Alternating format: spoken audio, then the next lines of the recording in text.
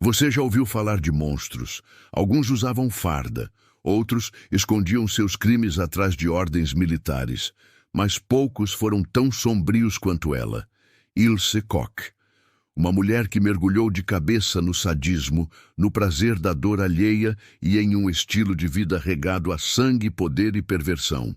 E o mais assustador, ela parecia gostar de tudo isso. Este é o canal Personalidades Antigas. Aqui, damos voz aos nomes que a história tentou apagar. Alguns por medo, outros por vergonha, e muitos por conveniência, mas nós não esquecemos. E hoje, você vai conhecer em detalhes a trajetória de uma das figuras mais perversas da Segunda Guerra Mundial. Ilse Koch nasceu em 22 de setembro de 1906, na cidade de Dresden, Alemanha. Filha de uma família simples e de classe média baixa, cresceu em meio ao conservadorismo típico da época. Seu pai era operário e sua mãe, dona de casa. Durante sua juventude, Ilse foi considerada uma garota comum, estudiosa, recatada, disciplinada. Trabalhou como bibliotecária e secretária. Por fora, levava uma vida pacata. Mas por dentro, como muitos jovens da época, ela absorvia o rancor e a frustração de uma nação inteira. A Alemanha em que Ilse cresceu era a Alemanha do pós-Primeira Guerra Mundial. Derrotada em 1918, humilhada pelo Tratado de Versalhes e atolada em dívidas impagáveis, o país mergulhou em uma crise profunda. A fome crescia, o desemprego batia recordes e o povo perdia a fé no futuro. O sentimento de revolta era combustível para um novo tipo de ideologia, o nazismo. Ilse Koch se filiou ao Partido Nazista em 1932, ainda jovem. Ali, encontrou algo que lhe faltava: pertencimento, propósito e poder. Ela começou a se aproximar da elite da SS, o braço militar mais radical do regime. E foi nesse círculo que conheceu Karl Otto Koch, um oficial ambicioso e cruel. Eles se casaram em 1936. Logo depois, Karl foi nomeado comandante do campo de concentração de Buchenwald. E Ilse foi com ele. Mas ela não seria apenas a esposa do comandante. Ela se tornaria uma das mulheres mais temidas do Terceiro Reich. Ao chegar em Buchenwald, Ilse assumiu um papel ativo no controle dos prisioneiros. Ela circulava livremente pelo campo, armada com um chicote, impondo medo com o olhar. Rapidamente ganhou o apelido de a Bruxa de Buchenwald. Mas por que esse nome? Porque Ilse parecia tirar prazer do sofrimento humano. Ela selecionava pessoalmente prisioneiros com tatuagens incomuns. Essas pessoas eram retiradas de suas celas, mortas, e tinham suas peles arrancadas. Sim, pele humana. Ela mandava transformar esses pedaços de pele tatuada em abajures, capas de livros, bolsas, carteiras e outros itens pessoais. Um verdadeiro museu do horror dentro de sua casa. Além disso, ela incentivava espancamentos, humilhações públicas e até o uso de cães treinados para atacar prisioneiros, especialmente mulheres. Segundo relatos, Ilse ria enquanto assistia a essas torturas. Ela fazia questão de estar presente, não como testemunha, mas como espectadora entusiasmada. Mas há um lado ainda mais obscuro da história. Um lado que muitos documentários evitam: a sexualidade perturbadora de Ilse Koch. Ilse usava sua posição para manter relações com vários oficiais da SS, muitas vezes em troca de favores e informações.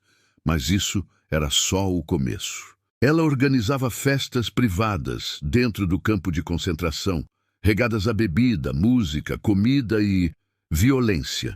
Essas festas, segundo testemunhas, eram orgias dentro de um campo de extermínio. Ilse aparecia seminua, embriagada, dançando com oficiais e soldados. Mas o mais assustador, havia relatos de prisioneiros forçados a participar dessas festas como entretenimento. Alguns eram abusados, outros espancados ou mortos no final da noite. Há registros de que Ilse se envolveu sexualmente até com prisioneiros escolhidos a dedo. obrigando-os a manter relações com ela, sob ameaça de morte. Era um jogo de dominação total.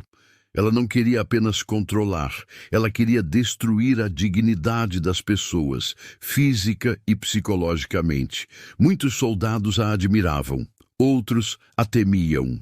E alguns diziam que ela era mais cruel que o próprio marido. Mas o império da bruxa começou a ruir. Carl Koch, seu marido, foi acusado de corrupção e desvio de bens dos campos. Acabou sendo preso pela própria SS e executado em 1945, antes do fim da guerra. Ilse foi capturada logo depois pelos aliados. Em 1947, foi julgada em Dachau por crimes de guerra e por sua participação nos horrores de Buchenwald. Durante o julgamento, negou todas as acusações. Tentou se vitimizar, chorou, disse que era apenas uma esposa obediente. Mas as provas eram contundentes, testemunhos de ex-prisioneiros, fotos, objetos encontrados em sua casa. Ela foi condenada à prisão perpétua. Em 1951, surpreendentemente, sua pena foi reduzida por um tribunal americano por falta de provas físicas conclusivas. A notícia causou comoção internacional.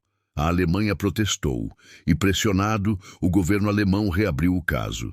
Em 1957, Ilse Koch foi julgada novamente, agora por um tribunal alemão. Desta vez, a sentença foi definitiva. Prisão perpétua sem possibilidade de redução. Envelhecendo na prisão, mentalmente instável, Ilse passou seus últimos anos sozinha, rejeitada por todos, até pelos nazistas sobreviventes. Em 1º de setembro de 1967, Ilse Koch cometeu suicídio em sua cela na prisão feminina de Aichach, na Baviera. Ela se enforcou com um lençol, deixando para trás uma nota incompleta e sem sentido. Ilse morreu como viveu, isolada, desprezada e carregando uma sombra que nem o tempo conseguiu apagar. Sua história nos faz uma pergunta incômoda. Como alguém aparentemente comum se transforma em um monstro? Como uma bibliotecária se torna cúmplice e agente de tanta perversidade? Talvez nunca tenhamos todas as respostas, mas é por isso que este canal existe, para lembrar, para não permitir que o esquecimento apague o que deve ser lembrado. Aqui no Personalidades Antigas já são dezenas de histórias reveladas, personagens que a história tentou enterrar, e outros ainda mais perturbadores estão por vir.